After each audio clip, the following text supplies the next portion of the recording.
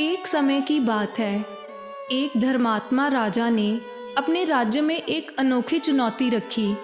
उन्होंने घोषणा की कि जो कोई भी सच्चाई के साथ पूरा जीवन जीता होगा उसे अपार धन और सम्मान से नवाजा जाएगा। इस घोषणा से पूरे राज्य में हलचल मच गई। हर कोई इस इनाम को पाने के लिए उत्सुक था। उसी राज्य में एक गरीब लेकिन ईमानदार किसान रहता था।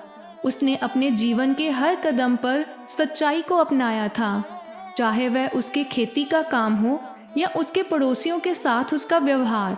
वह हमेशा सच्चाई के मार्ग पर चलता रहा। एक दिन किसान ने सोचा कि वह भी राजा की चुनौती का हिस्सा बनेगा। वह राजा के दरबार में गया और अपनी सादगी और ईमानदारी की कहानियां सुनाई। उसने बताया कैसे उसने अपने खेत में सोने की मुद्राएं पाई थी, परंतु उसने उन्हें उसके असली मालिक को लौटा दिया।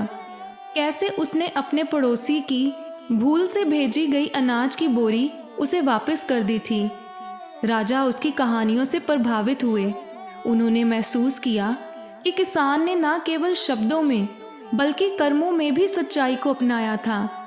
राजा ने उसे इनाम के रूप में सोने के सिक्के, नई भूमि और राज्य में सम्मानित स्थान दिया और विश्वास दिलाया कि उसकी सच्चाई और ईमानदारी का राज्य भर में गुणगान किया जाएगा।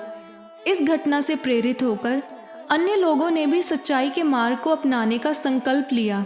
यह घटना पूरे राज्य में सच्चाई और ईमानदारी के महत्व को उजागर करने वाली बन गई। लोगों ने समझा कि भले ही सच्चाई का मार्ग कठिन हो, परंतु उसके परिणाम हमेशा शुभ और संतोषजनक होते हैं। शिक्षा। सच्चाई हमेशा जीतती है। यह कहानी हमें यह सिखाती है कि सच्चाई का मार्ग चुनना हमेशा फलदायी होता है और अंत में यही जीत की कुंजी होती है।